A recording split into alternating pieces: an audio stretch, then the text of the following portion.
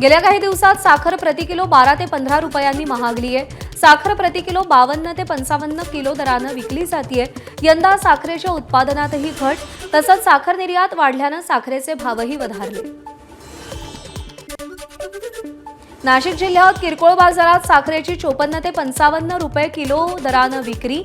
8 ते 10 दिवसांपूर्वी साखरेचे दर 4,400 रुपये प्रति क्विंटल होते। गेल्या 10 ते 12 दिवसात साखरेच्या दरात प्रचंड वाढ झाली आहे।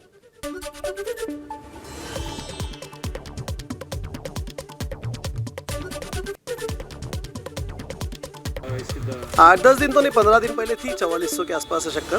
फिर उसके बाद में बढ़ते बढ़ते फिर 44 के 48 हुई। 48 की अभी 5200-5500 मार्केट बिक रही है। बाकी ठोक के भाव भी 5200 हो चुके हैं। हाँ, और आगे भी अभी 5500 की धारणा लोग धार रहे हैं। सणासुदीच्या दिवसामध्ये साखरेला खूप भाव वाढलेले आहेत। आता 42 ते 44चा भाव होता, एकदमच आता या 8-10 दिवसामध्ये 5500 ते 5600 भाव झालेला आहे। आता या अशा सणासुदीच्या काळामध्ये जनतेच्या खिशाला कात्री लागल्यासारखं आहे। राज्याचे अन्न सुरक्षा आयुक्त तुकाराम मुंढे यांनी अनलॉग नॉन डेअरी पनीरवर वर्षभरासाठी बंदी घातली आहे। अन्न सुरक्षा व मानके अधिनियमाअंतर्गत आदेश जारी करण्यात आले। दुधातील स्निग्धांशाऐवजी वनस्पती तेल, वनस्पती स्निग्धांश किंवा अन्य दुग्धकेतर पदार्थ वापरून तयार केलेले पनीर म्हणून विकता येणार नाही असं कळतंय। संभाजीनगरमधील अमोल दूध डेअरीवरती एफडीएनं कारवाई केली आहे। सोयाबीन ऑइलचे 10 ते 12 बॅरल सापडले। ऑइलचा वापर अनलॉग पनीर आणि तूप बनवण्यासाठी केला जात होता। सोयाबीन ऑइलचा साठा आणि क्रीमही जप्त करण्यात आली आहे। कारवाईमध्ये दुग्धजन्य पदार्थही जप्त केले।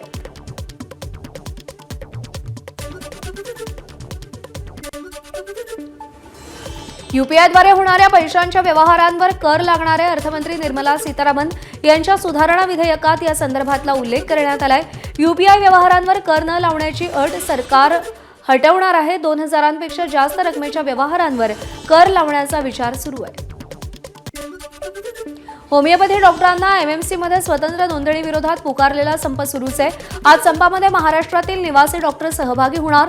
होमिओपॅथीच्या नोंदणी विरोधात निवासी डॉक्टरांचा राज्यव्यापी बंद। मुंबईसह राज्यातील काही भागातील ओपीडी सेवा बंद राहणार। महाराष्ट्र वैद्यकीय परिषदेनं सीसीएमपी कोर्स केलेल्या होमिओपॅथी डॉक्टरांची नोंदणी करण्यास सुरुवात केली। त्यामुळे ॲलोपॅथी प्रॅक्टिस करणाऱ्या होमिओपॅथी डॉक्टरांचा मार्ग मोकळा। गेल्या 14 वर्षांपासून होमिओपॅथी डॉक्टरांची त्यांना एमएमसी नोंदणी करण्याची मागणी पूर्ण। आरबीआयचे गव्हर्नर संजय मल्होत्रा आज पतधोरण जाहीर करणार। जगातील परिस्थितीतही भारताची अर्थव्यवस्था मजबूत, तरीही रेपो रेटमध्ये बदल होणार नसल्याची सूत्रांची माहिती। मुंबईतल्या घाटकोपरमध्ये काल 15 तिकीट तपासणी करणाऱ्यांना 265 फुकट्या प्रवाशांकडून 1,26,330 रुपयांचा दंड वसूल। 2 विनातिकीट प्रवासी एसी गाडीतले तर 16 प्रवासी फर्स्ट क्लासच्या डब्यातले। 192 प्रवासी सेकंड क्लासमधून तिकिटांशिवाय प्रवास करत होते, तर 38 प्रवाशांनी लगेजचं तिकीट काढलं नव्हतं।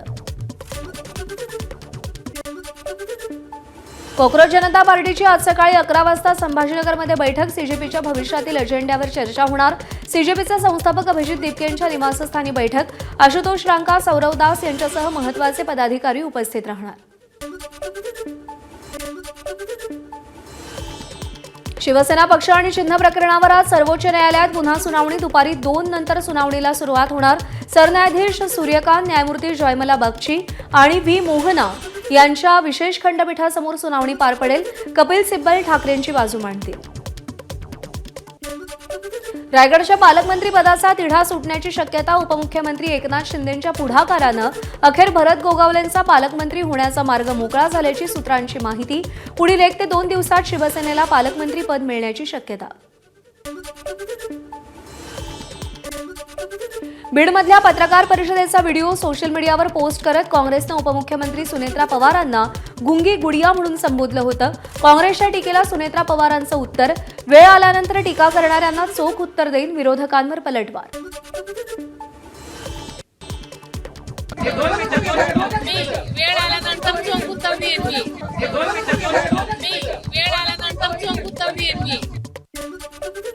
राष्ट्रवादीचे प्रदेशाध्यक्ष सुनील तटकरे यांची आज पत्रकार परिषद. काँग्रेसनं केलेल्या गुंगी गुडियाच्या टीकेला प्रदेशाध्यक्ष सुनील तटकरे उत्तर देणार. लोकसभा निवडणुकीतील प्रचारात वसंत डावखर यांची बदनामी केल्याप्रकरणी उद्धव ठाकरेंचा आज कल्याण कोर्टामध्ये जबाब नोंदवणार. 22 एप्रिल 2009 साली घेतलेल्या प्रचारसभेत उमेदवार वसंत डावखर यांचा व्हिडिओ दाखवला होता. मात्र व्हिडिओतील मजकूर एडिट करून बदनामी केल्याप्रकरणी खटला दाखल केला होता. माजी खासदार विनायक राऊत आणि त्यांच्या कुटुंबियांवरील कौटुंबिक छळाच्या याचिकेचा आज निकाल. सून गिरिजा राऊत यांनी केलेल्या छळाच्या आरोपांवर आज ठाणे जिल्हा सत्र न्यायालय निकाल देणार. न्यायालयाच्या निकालावर सगळ्यांचे लक्ष. शरद पवारांच्या राष्ट्रवादीतील पक्षाच्या सर्व प्रवक्तेपदाच्या नियुक्त्या पुढच्या आदेश येईपर्यंत तात्काळ प्रभावानं बरखास्त. प्रदेशाध्यक्ष शशिकांत शिंदे यांची सोशल मीडियावर पोस्ट करून माहिती. विद्या चव्हाण आणि महेश तपासे यांच्यावर जबाबदारी सोपवण्यात आली आहे. मनसे अध्यक्ष राज ठाकरे उद्यापासून 2 दिवसीय नाशिक दौऱ्यावर. नाशिकमधील खड्ड्यांचा मुद्दा गाजत असताना राज ठाकरे नाशिक दौऱ्यावर जाणार आहेत. नाशिकमधील खड्ड्यांबाबत ते काय बोलणार याकडे लक्ष. स्थानिक नेते, पदाधिकारी आणि कार्यकर्त्यांच्या बैठका घेणार. काल झालेल्या प्री कॅबिनेट बैठकीमध्ये एकनाथ शिंदे 4 मंत्र्यांच्या कामगिरीवर नाराज. सूत्रांची एबीपी माझाला माहिती. जनतेची कामं करा, आपल्या मतदारसंघात पक्षवाढीवर लक्ष द्या, अन्यथा खांदेपालट अटळ असल्याचा उपमुख्यमंत्री शिंदेंचा इशारा. सांगलीतील मिरज पंचायत समितीमधील पुन्हा महायुतीची सत्ता. राष्ट्रवादीच्या पाठिंब्यानं भाजपचे राणी भोर सभापती तर शिवसेनेच्या ललिता शेजूळ यांची उपसभापतीपदी निवड. चंद्रकांत पाटील यांनी सुनेत्रा पवार यांना फोन करून महायुतीत येण्याची विनंती केली होती. भाजपचं सरकार आहे तोपर्यंतच मराठा समाजाचं एसीबीसी आरक्षण टिकणार आहे. हैदराबाद गॅझेटियर लागू करून आरक्षण मिळणार नाही हे जरांगेंना 2 सप्टेंबरचा GR काढण्यापूर्वी सांगितलं होतं. मराठा सेवा संघाचे मुख्य प्रवक्ते डॉक्टर शिवानंद भानुसे यांची मनोज जरांगेंच्या भूमिकेवर टीका.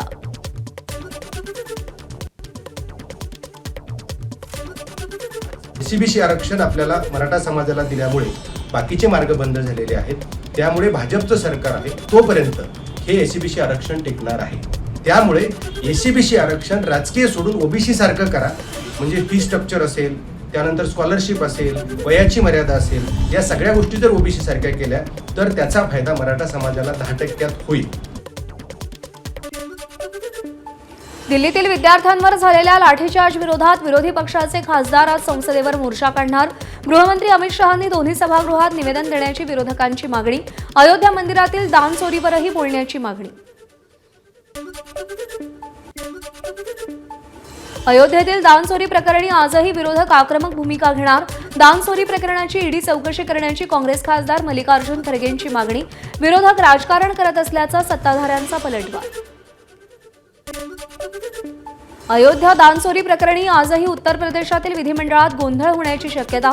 योगी सरकारनं स्थापन केलेल्या एसआयटी चौकशीवर अखिलेश यादवांचे सवाल.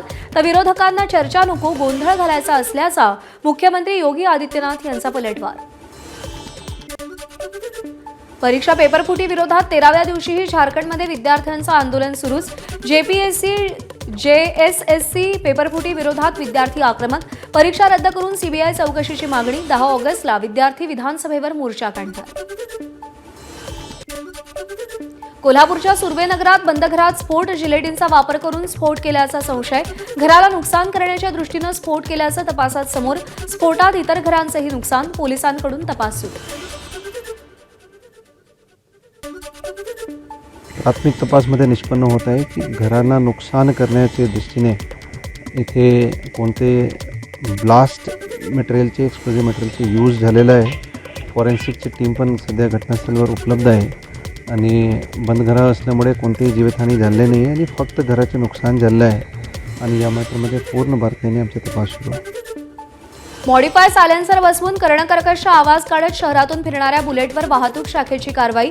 मोठमोठ्यानं आवाज करत जाणाऱ्या 28 बुलेटचे सायलेन्सर जप्त केले. बुलेट मालकांवर दंड लावला. पुणे नाशिक महामार्गावर भीषण अपघात. नाशिककडून आलेला कंटेनर डिवायडर तोडून विरुद्ध दिशेला गेला. पुण्याहून नाशिकच्या दिशेने येणाऱ्या ट्रकला धडक. भीषण अपघातात ट्रक खाली कार दबली गेली. कोणतीही जीवितहानी नाही.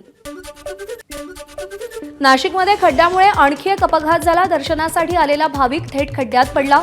खड्ड्यात पडलेल्या भाविकाचा व्हिडिओ व्हायरल. सिंहस्थ कुंभमेळ्याच्या कामांसाठी रस्ते खोदून ठेवल्यानं अपघात. जळगाव जिल्ह्यातील पाचोरा तालुक्यातील वडगाव इथं पतीनं पत्नीला पेटवलं. पत्नीच्या चारित्र्यावर संशय घेऊन पत्नीला पेटवलं. गंभीर जखमी झालेल्या महिलेवर खासगी रुग्णालयात उपचार सुरू. आरोपी पती राजू तडवीला अटक. जळगावच्या यावल तालुक्यातील मोहराळा परिसरात पोलिसांची अवैध दारू विक्री विरोधात कारवाई. अवैध दारू विक्री करणाऱ्या 6 जणांवर गुन्हे दाखल. गांजासह एक आरोपीही जेरबंद. जळगावातील मणियारखेडा तलावात लाखो माशांचा मृत्यू झाला होता. एमआयडीसीतील दूषित पाण्यामुळे माशांचा मृत्यू झाल्याचा आरोप करण्यात आला. प्रशासनानं या प्रकरणी 16 उद्योजकांना कारणे दाखवा नोटीस बजावली आहे. अनुदान मिळवण्यासाठी मासे मारल्याचा उद्योजकांचा आरोप. या मासे वर्षभरात हे सारखे सारखे मेले पाहिजे, म्हणजे दर महिन्याला कधीतरी घडलं पाहिजे किंवा 2 महिन्यातून मेले पाहिजे. पण ह्या वर्षभरातून ह्या 2च दिवसात हे मासे मरतात असं घडतं, हे कुठेतरी आम्हाला सहन होत नाही. म्हणजे चुकीचं आहे काहीतरी, त्याच्यात काहीतरी गडबड असावी. धाराशिव जिल्हा परिषदेच्या 2 तास टीव्ही मोबाईल बंद उपक्रम. जिल्ह्यातील 712 ग्रामपंचायतींमध्ये दररोज संध्याकाळी 7 वाजता भोंगा वाजताच 2 तास टीव्ही मोबाईल बंद. विद्यार्थ्यांमध्ये स्क्रीन टाईम कमी करून अभ्यासाची सवय लागावी म्हणून अभिनव उपक्रम.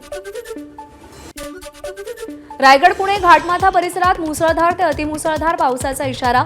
रत्नागिरी सिंधुदुर्गात मुसळधार पावसाचा इशारा. कोल्हापूर सातारा आणि नाशिक घाटमाथा परिसराला मुसळधार पावसाचा हवामान विभागाचा अंदाज. तळकोकणात सह्याद्रीच्या पट्ट्यात मुसळधार पावसानं झोडपून काढलं. आंबोली घाट परिसरात मुसळधार पावसामुळे धबधबे ओसंडून वाहत आहेत. सुरक्षेच्या कारणास्तव धबधबे पर्यटकांसाठी तात्पुरते बंद. आंबोली घाट तिलारी घाट परिसरात दाट धुकं पसरलं. तळकोकणात सह्याद्रीच्या पट्ट्यात रात्रभर मुसळधार पावसानं झोडपून काढलं. आंबोली घाट परिसरात मुसळधार पावसामुळे धबधबे ओसंडून वाहत आहेत. त्यामुळे आंबोली घाटातील मुख्य धबधबा तसंच इतर धबधबे पर्यटकांसाठी तात्पुरते बंद करण्यात आले. आंबोली घाट तिलारी घाट परिसरात दाट धुक्याचं साम्राज्य पसरलं असून धुक्यामुळे काही अंतरावरचं दिसत नसल्यानं घाटातील गाड्यांचा वेगही मंदावलाय.